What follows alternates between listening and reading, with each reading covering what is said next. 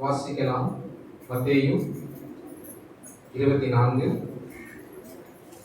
மத்தேயு 7:24 முதல் 27 வரை. ஆகையால் நான் சொல்லிய இந்த வார்த்தைகளை கேட்டு இவைகளின்படி செய்கிறவன் எவனும் அவனை கன்மலையின் மேல் தன் வீட்டை கட்டின புத்தியுள்ள மனுஷனுக்கு ஒப்பிடுவேன். பெருமழை சொரிந்து பெருவெள்ளம் வந்து காற்று அடித்து அந்த வீட்டின் மேல் மோதியும் அது விழவில்லை. ஏனென்றால் அது கன்மலையின் மேல் அஸ்திபாரம் போடப்பட்டிருந்தது.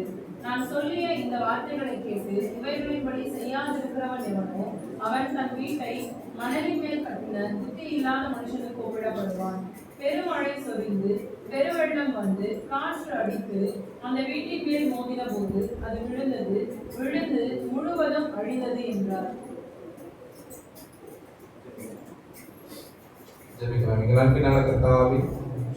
பிதாவை நாங்கள் இப்பொழுது சிந்திக்க போகின்ற வசனங்கள் கர்த்தாவே உம்முடைய நாமத்தை மட்டுமே உயர்த்துவதற்கு உதவி செய்யப்பா. எங்களுடைய நாமம் அல்ல கர்த்தாவே. கேட்க போகிற வசனத்தின் வழியாக நீ எங்களோடு கூட பேசி அச்சிப்பிக்கிறேன்.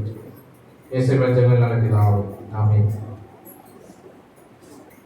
இந்த வசனம் தொடக்கத்தை நம்ம பார்த்தோம்னா ஆகையால் அப்படின்னு தான் சொல்லுது. ஆகையால் அப்படின்னு தான் தொடங்குது. ஆகையால் அப்படின்னு சொல்லி இயேசு கிறிஸ்துவானவர் துவங்குவது என்ன அப்படின்னு சொன்னா ஒரு தொடக்கம். அதாவது ஒரு இதுக்கு முன்னாடி இருக்கக்கூடிய 3 வசனத்தினுடைய ஒரு தொடர் தான் இது. அதாவது கண்டினியூஷன் தான் இது. ஓகேவா? அப்போ இந்த முந்தின 3 வசனங்களினுடைய அடிப்படையில முடிவா ஒரு காரியத்தை இயேசு கிறிஸ்துவானவர் ஃபைனலா சொல்றார். அதனால் ஆகையால் அப்படின்னு சொல்லி. அப்ப இங்க இந்த வார்த்தைகளை பார்க்கும் பொழுது தேவனுடைய வார்த்தையை கேட்டு அதன்படி செய்யக்கூடிய ஒரு மனுஷன் புத்திசாலின்னு பாராட்டப்படுவதையும் அதன்படி செய்யாத மனுஷன் புத்தி இல்லாதவன் சொல்லப்படுவதையும் நம்ம அங்க பார்க்க முடியும். அப்ப தேவனுடைய வார்த்தையை கேட்டு அதன்படி செய்யக்கூடிய ஒருவன், இனி ஒருத்தர் அந்த வார்த்தையை கேட்டு அதன்படி செய்யாத மற்றொரு, 2 பேருமே தேவனுடைய வார்த்தையை கேட்கிறாங்கன்னு சொல்லி நமக்கு தெரியுது. 2 பேருமே தேவனுடைய வார்த்தையை கேட்கிறாங்க. ஒருத்தர் கேட்டு அதன்படி செய்யறான், ஒருத்தர் கேட்டு அதன்படி செய்ய, அவ்வளவுதான். ஆனா 2 பேருமே கேட்கிறாங்க.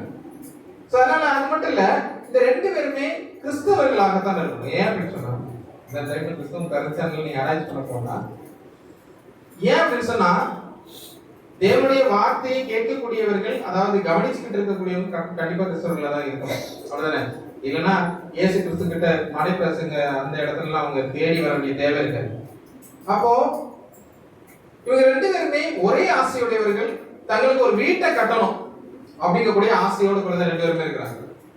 அப்ப 2 பேருமே ஒரே இடத்துல ஒரே நேரத்துல ஒரே மாதிரியான வீட்டை கட்டுறாங்க. 2 பேரும் மேபி பக்கத்து வீடா இருக்கலாம், அடுத்தடுத்த வீடா இருக்கலாம்.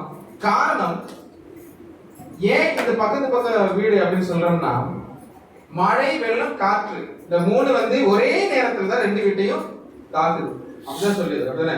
ஒரே நேரத்துல தான் 2 வீட்டையும் தாக்குது. அப்ப இவங்களுக்குள்ள ஒரு முக்கியமான வித்தியாசம் என்ன அப்படின்னு பார்த்தோம்னா, வெளிப்படையாக அதை நம்மளால சொல்ல முடியாது, வெளிப்படையாக அது தெரியல அவங்களுடைய வித்தியாசம் என்னன்னு சொல்லி. ஏன் அப்படின்னு சொன்னா வித்தியாசம் பூமிக்கு அடியில இருக்கு. வித்தியாசம் பூமிக்கு அடியில இருக்கு. அதை நீங்க வேத வசனத்தை வாசிக்கும் பொழுது அதை கவனிச்சிருந்தீங்க. ஏன் பூமிக்கு அடியில இருக்குன்னு சொன்னா புரியும். ஓகேவா? அது பூமிக்கு அடியிலன்னு சொன்னா 2 பேரும் என்ன செய்யறாங்க? வீடு கட்டுறாங்க. அப்படிதானே? ஒருத்த மணல் மேல, இனி ஒருத்த எது மேல? பாறையின் மேல, கண்மலை. ஓகே, அப்ப பாறையின் மேல கட்டுறான். அப்ப அந்த அஸ்திவாரத்தில் தான் வித்தியாசம் இருக்கு. அப்ப தேவனுடைய வார்த்தைகளை கேட்பது நல்லது, வாசிப்பது நல்லது, தியானிப்பது நல்லது, பிரசங்கிப்பது நல்லது. ஆனா அது மட்டும் போதாது. வெளிப்படுத்தின விசேஷம் 1:3 சொல்லுது, இந்த தீர்க்க தரிசன வசனங்களை வாசிக்கிறவனும் கேட்கிறவர்களும் இதை எழுதியிருக்கிறவர்களை கை கொள்ளுகிறவர்களும் பாக்கியவான். இப்ப 24வது வசனத்துல புத்தியுள்ள மனுஷனை பத்தி தேவனானவர் பாராட்டக்கூடிய ஒரு வார்த்தை காணப்படும். அப்ப அந்த மனுஷன் அப்படி என்னதான் செஞ்சான்னு பார்த்தா, அவன் தன்னுடைய வீட்டினுடைய வெளி தோற்றத்தை பார்க்கல, அதுக்கு ஒரு இம்பார்ட்டன்ஸ் கொடுக்கல. அது மட்டும் இல்லாம வீட்டினுடைய அமைப்புக்கு ஒரு இம்பார்ட்டன்ஸ் கொடுக்கல, பெயிண்டிங்க்கு ஒரு இம்பார்ட்டன்ஸ் கொடுக்கல. ஆனா ஒண்ணு மட்டும் இம்பார்ட்டன்ஸ் கொடுத்தா எதுன்னு சொன்னா அஸ்திவாரம் கற்பாறையின் மேல போடப்பட்டிருக்குதா அதை மட்டும் துல்லியமாக ஆராய்ந்துகிட்டு இருந்தோம். கற்பாறையின் மேல அந்த அஸ்திவாரம் ஃபவுண்டேஷன் போட்டிருக்கு அப்படிங்கிறத மட்டும் ரொம்ப துல்லியமாக கவனிக்கலாம். அப்ப கிறிஸ்தவர்கள் ஆகிய நம்மளும் நம்முடைய கிறிஸ்தவ வாழ்க்கையுடைய அஸ்திவாரம் ரொம்ப ஸ்ட்ராங்கா இருக்குது அப்படின்னு சொல்லி துல்லியமாக ஆராயணும். அது ரொம்ப முக்கியமானதாக காணப்படுது. அப்ப இந்த அஸ்திவாரம் எங்க போடப்பட்டுள்ளது அப்படிங்கறத நம்ம கவனிக்கணும். அதை தவிர வெளிப்படையாக எப்படி தோற்றம் அளிக்கிறோம், வெளிப்படையாக நம்ம எப்படி இருக்கிறோம் அப்படிங்கிறது அல்ல. அப்ப உண்மையான மனப்பூர்வமான கீழ்ப்படுதல் உள்ள நிலைமையில கிறிஸ்துவில் நம்ம நிலைத்திருக்க முடியாது. உண்மையான ஒரு மனப்பூர்வமா நீ கிறிஸ்துவை ஏற்றுக்கொண்டாயா, கிறிஸ்துவை போல பண்றியா அப்படின்னு கேட்டா நம்மளால சொல்ல முடியும் ஆமான்னு சொல்லி கஷ்டம். இப்ப தேவனுடைய பார்வையில புத்தியுள்ள மனிதனாக காணப்படணும்னு சொன்னா அவருடைய வார்த்தைக்கு கீழ்ப்படியணும். அதுதான் புத்தியுள்ள மனிதன். நம்மையே ஒப்பு கொடுக்கணும். அதற்கு வேண்டிய ஒத்தாசை, கிருபை எல்லாமே எங்க இருந்து கிடைக்கும்? தேவனிடத்துல தான் கிடைக்கும். அப்ப யார்கிட்ட கேட்கறது? எல்லாத்தையும் தேவனிடத்துல தான் நம்ம கேட்கணும். அப்ப ஒருத்தன் எந்த ஆபத்தை சந்திக்க நேரிட்டாலும் அவனுடைய அஸ்திவார கண்மலை ஆகிய கிறிஸ்துவின் மேல போடப்பட்டிருச்சுன்னா அவனை எந்த விதமான சோதனைகளும் எந்த விதமான வேதனைகளும் அவனை தாக்காது. அவன் அதற்காக பயப்பட வேண்டிய தேவையில்லை. உலக உபத்திரவம் அவனுடைய ரட்சிப்பை ஒண்ணுமே செய்ய முடியாது. ரட்சிப்புனா புரிஞ்சுங்களா? இயேசு கிறிஸ்துவால் நம்ம அந்த ரட்சிப்பை ஏற்றுக்கொண்டு சின்ன ஒரு சோதனை வந்ததுமே அந்த ரட்சிப்பில் இருந்து பின்னாடி போய் ஐயோ கடவுள் உண்மைக்குமே நமக்கு இதெல்லாம் உண்மைக்குமே கிறிஸ்து கடவுள் இருக்கிறாரா அப்படிங்கிற கொஸ்டின் வருது இல்ல? சோ அந்த மாதிரியான கொஸ்டின்ஸ் நமக்கு வராது. 25வது வசனத்தை பார்க்கும்போது கிறிஸ்தவர்களாக நாம் கிறிஸ்துவை அஸ்திவாரமாக கொண்ட நம்ம இந்த உலகத்துல உபத்திரவம் நமக்கு இல்ல அப்படின்னு சொல்லி நினைக்கவே கூடாது. ஏன் அப்படின்னு சொன்னா யோபு 5:6 முதல் 7 வரையுள்ள வசனத்துல தீங்கு புழுதியில் இருந்து உண்டாகிறதும் இல்லை, வருத்தம் மண்ணில் இருந்து முளைக்கிறதும் இல்லை, அக்கினி பொறிகள் மேலே பறக்கிறது போல மனுஷன் வருத்தம் அனுபவிக்க பிறந்திருக்கிறான். மனுஷன் எது அனுபவிக்க பிறந்திருக்கிறான்? வருத்தம் அனுபவிக்க பிறந்திருக்கிறான். அப்ப உலகத்தில் நமக்கு உபத்திரம் உண்டு. ஆனாலும் கிறிஸ்துவை கண்மலையாக கொண்ட நம்ம அந்த உபத்திரம் எந்த விதத்திலையும் சேதப்படுத்தாது. அதுதான் உண்மை. அப்ப ஒரு கட்டடத்தினுடைய அஸ்திபாரம் வெளியில தெரியறது இல்ல, பூமிக்கு அடியில இருக்கிறது. அப்படிதானே? வீடு கட்டுறதுக்கு அப்புறம் அது பலமா இருக்குதா இல்லைன்னா எப்படி இருக்குன்னு சொல்லி உடனே நம்ம கண்டுபிடிக்க முடியுமா? முடியாது. உடனே நம்ம அதுக்கான அஸ்திவாரம் நல்ல ஸ்ட்ராங்கா இருக்குதா, வீட்டை கட்டி முடிச்சதுக்கு அப்புறம் உடனே நமக்கு தெரியாது. அங்க என்ன வரணும்னு சொன்னா ஸ்ட்ராங்கா இருக்குதா இல்லையான்னு கண்டுபிடிக்க என்ன வரணும்? சோதனை அப்படிங்கிறதானே மழை, காற்று, வெள்ளம், இந்த மூன்று சொன்னா இது மூன்று வந்தாதான் உலக பிரகாரமாக இருக்கக்கூடிய பில்டிங் நல்ல ஸ்ட்ராங்கா இருக்கான்னு தெரியும். சோதனை அப்படிங்கக்கூடிய ஒன்று வந்தாதான் கிறிஸ்தவர்களாக நம்ம ஸ்ட்ராங்கா இருக்கமான்னு சொல்லி தெரியும். ஏன் அப்படின்னு சொன்னா மறுபடி பிறந்த கிறிஸ்தவனுக்கும் பாரம்பரிய கிறிஸ்தவனுக்கும் இடையில எந்த விதமான வித்தியாசமும் தெரியாது. இந்த இரண்டு நபர்கள் வீடு கட்டுறது போல இந்த ரெண்டு பேரையும் பார்க்கும் பொழுது ரெண்டு பேரும் ஒரே ஆசிரியர்கள், ஒரே போல வீட்டையும் கட்டிட்டாங்க. இதே போலதான் பாரம்பரிய கிறிஸ்தவனும் மறுபடியும் பிறந்த கிறிஸ்தவனுக்கும் வித்தியாசம். இந்த ரெண்டு பேருமே பார்க்க ஒரு போல இருப்பாங்க, ஒரே போலதான் எல்லாமே செய்வாங்க. ஆனா அவர்களுடைய விசுவாசம் எப்படியாக காணப்படுகிறது அப்படின்னு நம்ம கண்டுபிடிக்கணும். அப்படின்னு சொன்னா அங்க என்ன வரணும்? சோர்வு உண்டாகக்கூடிய அனுபவம் அங்க வரணும். வேதனைப்படுத்தக்கூடிய சோதனையை கொண்டு வரக்கூடிய ஒரு சூழல் அங்க வந்தாதான் உண்மைக்குமே அவங்க எப்படிப்பட்டதான கிறிஸ்தவர்கள் என்று நமக்கு தெரியும். அவர்களுடைய வித்தியாசம் எங்கன்னா எதிர்ப்புகளையும் பிரச்சனைகளையும் பார்க்கும் பொழுது அவங்க எப்படி அதை நேரிடுதாங்க, அவருடைய எப்படி அவர்களுடைய அணுகுமுறை எப்படி இருக்குது அப்படிங்கிறத அந்த சோதனை வரும்போது தான் தெரியும். அப்ப நம்ம பார்க்கும் பொழுது இந்த இருவருக்குமே எந்த விதமான சோர்வுகளையோ எந்த விதமான போராட்டங்களையோ பார்க்க முடியும். ஆனா ஒண்ணு முதலாவதா சொல்லிக்கிட்டோம்னா மழை அப்படின்னு ஒண்ணு வருது. அப்படிதானே? மழை நம்ம எப்பவுமே ப்ரெடிக்ட் பண்ண முடியாது, எப்போ வரும்னு தெரியாது. திடீர்னு வரும், நல்ல வெயில் அடிச்சுக்கிட்டு இருக்கு, திடீர்னு ஆஃப்டர்நூன் ஆகும்போது மழை வந்துடும். அப்படிதான் என்னதான் வெதர் ரிப்போர்ட் வந்தாலும் மழை எப்போ வருமோ அது அந்த டைம்ல தான் வருது. அதுக்கு தோணுன டைம்ல அது வந்துட்டு போகுது, அப்படிதானே? அப்ப சில சீசன்ல ரொம்ப கூடுதலா மழை பெய்யும், சில சீசன்ல ரொம்ப கம்மியா பெய்யும், சில சீசன்ல பெய்யவே செய்யாது. இதான் மழை. இதே போலதான் நம்மளுடைய கிறிஸ்தவர்களுடைய வாழ்க்கையில சின்ன சின்ன கஷ்டங்கள், சின்ன சின்ன வியாதிகள், சின்ன சின்ன சோதனைகள் எல்லாமே சில நேரத்தில் ரொம்ப அதிகமா இருக்கும், சில நேரத்துல வந்து வந்து போய்கிட்டு இருக்கும், சில நேரத்துல ஒண்ணுமே இருக்காது, அமைதியா போய்கிட்டு இருக்கும், சில நேரத்துல சோதனை மட்டும்தான் இருக்கும். இது எப்படா முடியும் இருக்கும், திடீர்னு அது நின்றும். சரி நின்னுட்டு நீ யோசிக்கும், திடீர்னு ஒண்ணு வரும். சோ இப்படிதான் கிறிஸ்தவ வாழ்க்கையில் வந்து வந்து போகக்கூடியது மழையை போலதான் சோதனை அப்படிங்கிறது. இரண்டாவது பார்த்தோம்னா வெள்ளம். வெள்ளம் என்னது?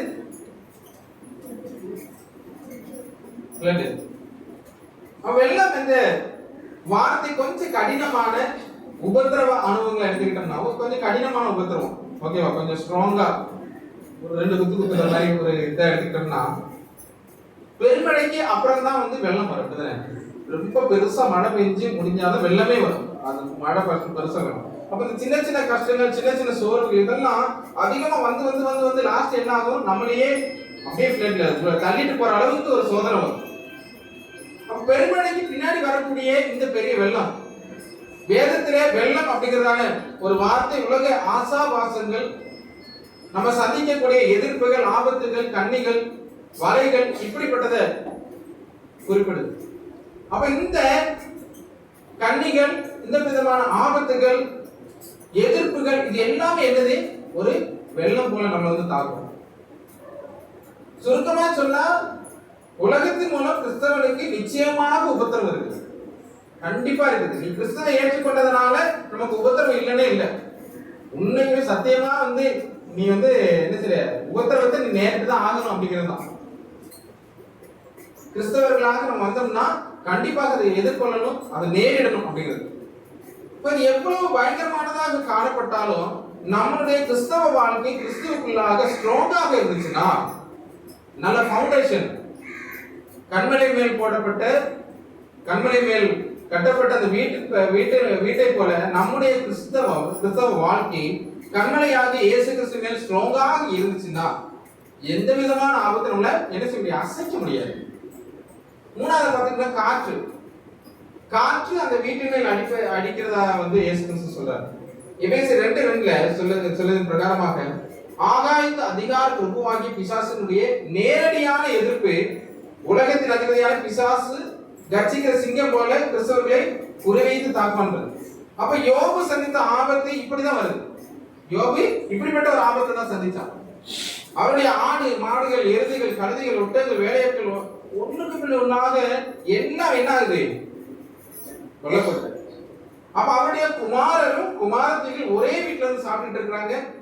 காற்று வருது, அந்த வீட்டு 4 முறை அடிச்சதுமே அது என்ன செய்யுது, அவங்க மேல விழுந்து, பிள்ளைகள் மேல விழுந்து அவங்க இறந்து போறாங்க. பல வேளைகள்ல நம்ம சந்திக்கக்கூடிய இந்த காற்று அப்படிங்கிறதான இந்த சோதனை, இந்த பொருள் நஷ்டம், இந்த இழப்பு, இதெல்லாமே வந்து இயற்கையா நடக்கிறது போல இருக்கலாம். இயற்கையா தான் இது நடந்துச்சு நம்ம நினைச்சுக்கிட்டு இருக்கலாம். ஆனா அது பின்னாடி பிசாசு தன்னை மறைத்து செயல்படக்கூடியதை நம்ம புரிந்து கொள்ள வேண்டும். பிசாசு தன்னை மறைத்து இதெல்லாம் கொண்டு வரக்கூடிய ஆபத்தை நம்ம உணர்ந்து கொள்ளணும்.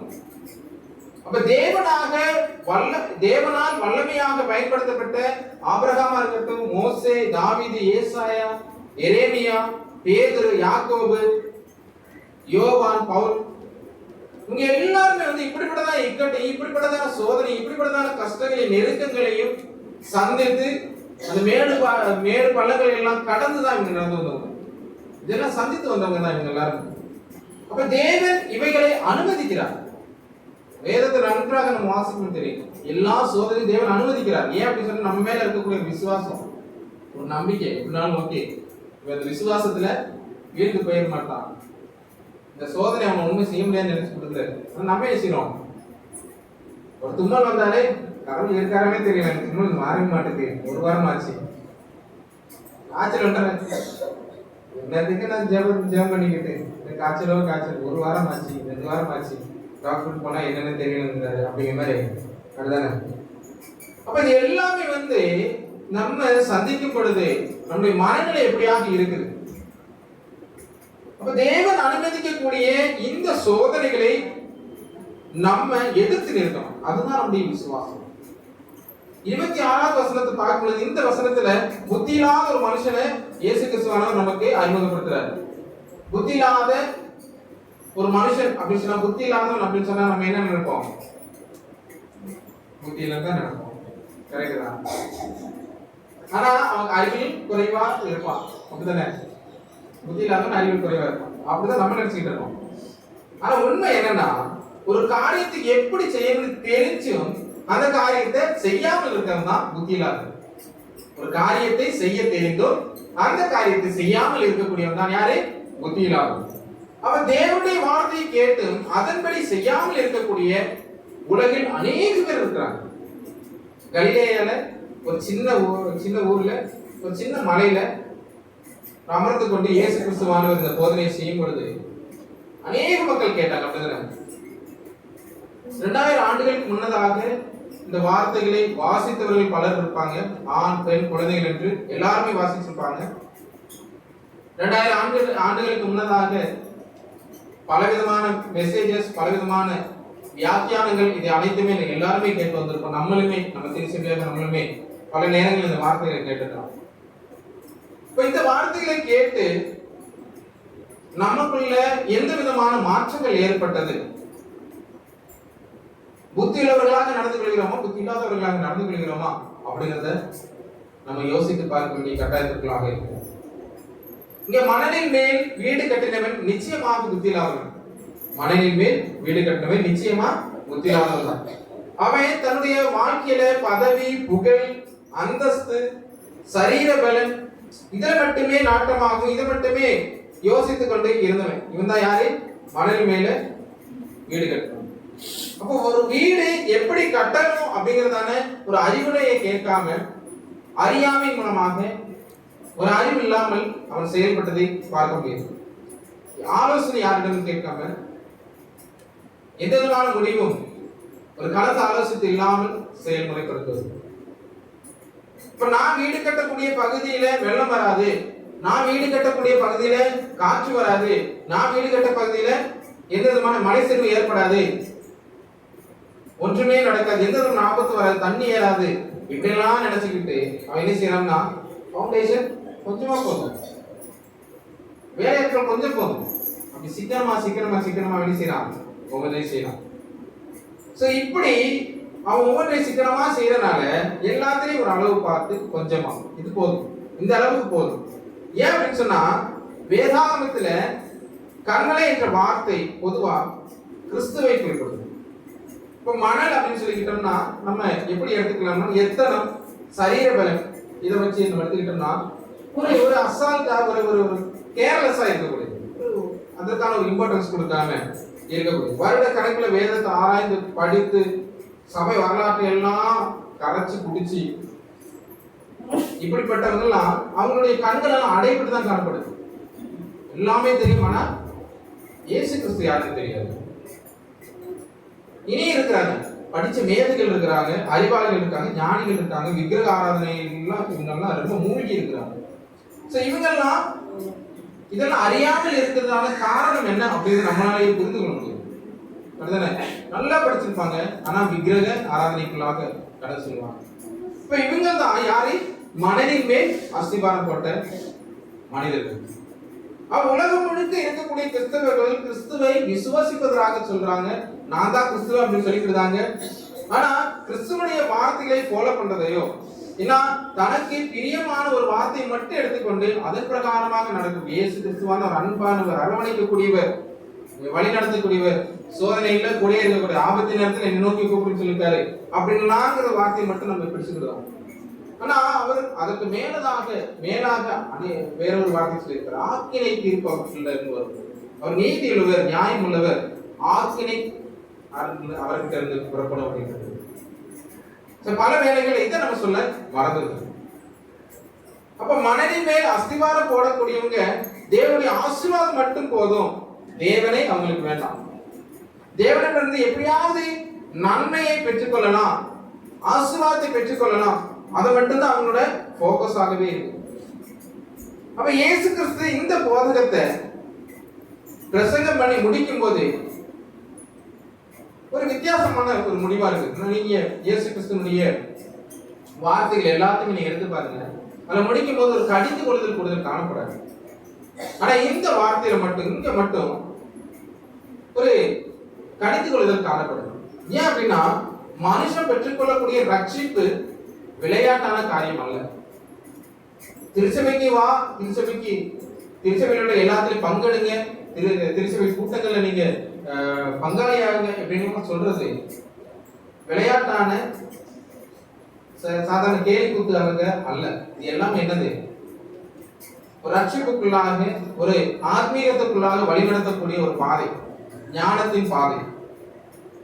இந்த ஞானத்தின் பாதையில நம்ம வழி நடவதற்கு தவறுதோம்னா நம்ம எப்படிப்பட்டவர்களாக இருக்கிறோம்னா மணலின் மேல் அஸ்திபாரத்தை போட்ட நபர்களாக நம்ம இருக்கோம். இந்த வார்த்தை முடியும் போது அழிந்தது அப்படிங்கிறதான ஒரு வார்த்தை வருது. அழிந்தது அதுதானே 27ல அழிந்தது அப்படிங்கிறதானே. அந்த வீட்டின் மேல் மோதின போது அது விழுந்து முழுவதும் அழிந்தது. ரொம்ப எச்சரிப்பாக இயேசு கிறிஸ்துவானவர் இந்த பிரசங்கத்தை முடிக்கிறார். புத்தியில்லாத மனுஷனுடைய வீட்டின் மேல தண்ணீர் பட்டதுமே அதுல இருந்து விழுந்து முழுவதுமாக அது என்ன ஆகுது? அழிந்து போகுது அப்படின்னு வாசிக்கிறோம்.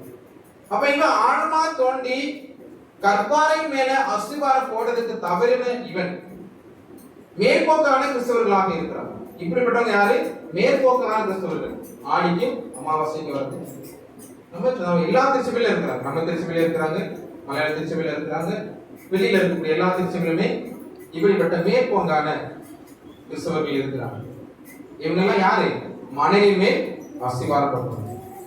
கண்மலை மேல் வீடு கட்டினவன், மணலின் மேல் வீடு கட்டினவன், ரெண்டு பேருமே கிறிஸ்தவன் தான். ரெண்டு பேருமே கிறிஸ்தவர்கள் தான். வெளிப்படையா கவனிச்சா ரெண்டு பேரும் ஒரே மாதிரி தான் இருக்கிறாங்க. எந்த விதமான வித்தியாசம் முடியும்? ரெண்டு பேருமே ஞாயிற்றுக்கிழமை ஆராதனைக்கு வராங்க. ரெண்டு பேருமே உற்சாகமாக ஆராதனைக்கு பங்கெடுக்கிறாங்க. ரெண்டு பேருமே சபையில் அங்கமாக இருக்கிறாங்க. ரெண்டு பேருமே மூப்பர்களாக இருக்கிறாங்க. ரெண்டு பேருமே ஜெபிக்கக்கூடியவர்களாக இருக்காங்க. ரெண்டு பேருமே பிரசங்கம் பண்ணக்கூடியவர்களாக இருக்காங்க. ரெண்டு பேருமே வேத வாசிக்கக்கூடியவர்களாக இருக்கிறாங்க. ரெண்டு பேருமே நல்ல காணிக்கை கொடுக்கக்கூடியவர்களாக இருக்கிறாங்க.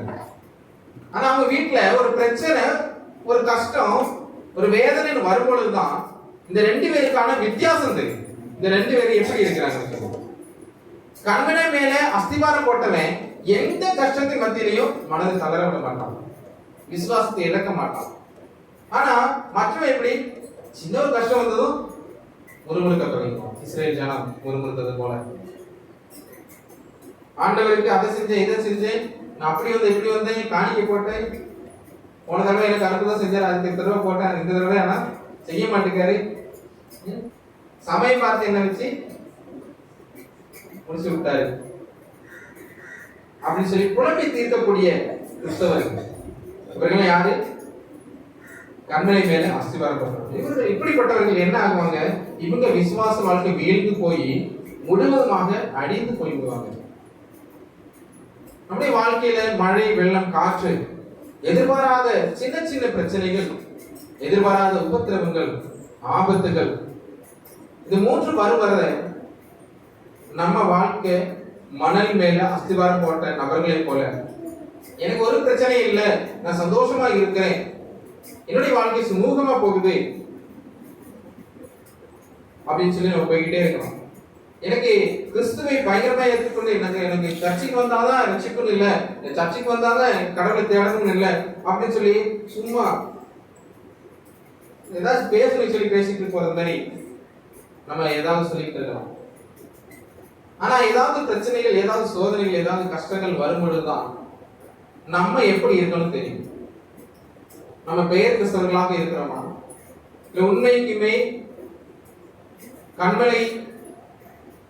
கண்மலை மேல அஸ்திவாரம் போடப்பட்ட கிறிஸ்தவர்களை போல காணப்படுதுமா என்பது பிரச்சனைகள் வரும்பொழுதுதான் தெரியும். இப்ப வேத வசனம் சொல்லுது, மாயக்காரன் நம்பிக்கை சிலந்தி பூச்சி வீடு போல இருக்கு. மாயக்காரன் நம்பிக்கை சிலந்தி பூச்சி வீடு போல இருக்கு. அப்ப சிலந்தி பூச்சி வீடு எப்படி இருக்கும்? சிலந்தி பூச்சி தெரியுங்களா? ஸ்பைடர் எப்படி இருக்கு வீடு? அழகையா இருக்கும். நாங்க கிட்ட அதுக்கு ஸ்ட்ரென்த் எப்படி இருக்கும்? ரொம்ப கஷ்டமா இடிக்கிறது, இல்ல. கை வச்சு இப்படி வச்சு ஒரு ஊதுனாலே அது என்ன ஆகும்? போயிடும். அது மாதிரிதான் நம்முடைய விசுவாசங்கள், நம்முடைய கிறிஸ்துவ நம்பிக்கை, நம்முடைய அஸ்திபாரம் கிறிஸ்துவுக்குள்ளாக அப்படிதான் இருக்கு. நம்முடைய கிறிஸ்தவ நம்பிக்கை, நம்முடைய கிறிஸ்தவ வாழ்க்கை கிறிஸ்துவுக்குள்ளாக நல்ல ஸ்ட்ராங்கான ஃபவுண்டேஷனா இருந்துச்சுன்னா நம்ம எப்படி இருப்போம்னு சொன்னா, நம்ம திருச்சபை வச்சு பார்த்தோம்னா ரெகுலரா எல்லா ஆராதனைக்கு, ரெகுலரா கரெக்டான டைமுக்கு, ரெகுலரா எல்லா ஜெபத்திலையும், ரெகுலரா எல்லா டைம்லயும் அவைலபிளா கிறிஸ்துவுக்குள்ள நம்ம என்ன செய்யறோம் அப்படின்னு சொன்னா, நம்ம மேற்போங்கான ஒரு வாழ்க்கை வாழ்வதற்கு கிறிஸ்தவன் என்று சொல்லிக் கொடுக்க நமக்கு ஒரு அடையாளம் தேவை. கிறிஸ்தவர்கள் அப்படின்னு சொல்லி அதற்காக திருச்சபைக்கு வரும்.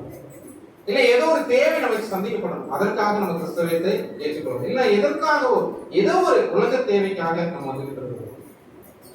ஆனா கிறிஸ்துவுக்குள்ளாக ஆத்மீகத்தில் உண்மைக்குமே நம்ம எதை நோக்கிய பயணமா இருக்கணும்? நம்முடைய வாழ்க்கை பரலோக ராஜ்யத்தை நோக்கிய பயணமாக இருக்கணும். அப்ப நம்ம கிட்ட ஒரு உணர்வு காணப்படணும், தேவனுக்குள்ளாக தேவனுடைய வார்த்தைக்கு கீழ்ப்படியணும் அப்படிங்கிற உணர்வு காணப்படணும். இப்ப அந்த உணர்வு நம்ம கிட்ட இல்லாமல் இருக்கிறதுனாலதான் நம்மளால எதையும் புரிந்து கொள்ள முடியும். ஒரு மனந்திரும்புதல் காணப்படணும். மனந்திரும்புதல் இல்லாம பாவமன்னிப்பு இல்லை, பாவமன்னிப்பு இல்லாம ரட்சிப்பு இல்லை. அப்ப இதெல்லாம் இருக்கு அப்படின்னு சொன்னா ஃபர்ஸ்ட் நமக்கு புரியறதுக்கான ஞானம் இருக்கு. அந்த ஞானம் கிறிஸ்தவை ஏற்றுக்கொள்ளும் பொழுதுதான், கிறிஸ்தவத்தை நம்ம பெற்றுக்கொள்ளும் பொழுதுதான், கிறிஸ்தவ வார்த்தைகளை நமக்குள்ளாக புகுத்தி கொள்ளும் பொழுதுதான் என்ன ஆகுது? இந்த ஞானம் கிடைக்குது. கர்த்தருக்கு பயப்படுதலே, அப்போ அவருக்கு பயந்த ஒரு வாழ்க்கை நம்ம வாழ வேண்டும். இப்ப கிறிஸ்துவுக்குள்ளாக இருக்கிறவங்க சொல்லி நம்மளையே நம்ம ஏமாத்திக்கிட்டு இருந்தோம்னா ஞானம் உள்ளவர்களாக நம்ம விழித்துக் கொள்ளவும், ஞானம் உள்ளவர்களாக விழித்துக் கொள்ளும் பொழுது தேவனானவர் நம்முடைய வாழ்க்கை பலவிதமான பாதைகளை, பலவிதமான பாதைகளை நமக்கு செவைப்படுத்தி தருவார். அப்படிப்பட்டதான ஒரு வாழ்க்கைக்குள்ளாக நாம் கடந்து செல்வோம். தேவன் தாமே இந்த வார்த்தைகள் வழியாக ஆசீர்வதிப்பார்கள். நாம் விழுந்து நிற்போம்.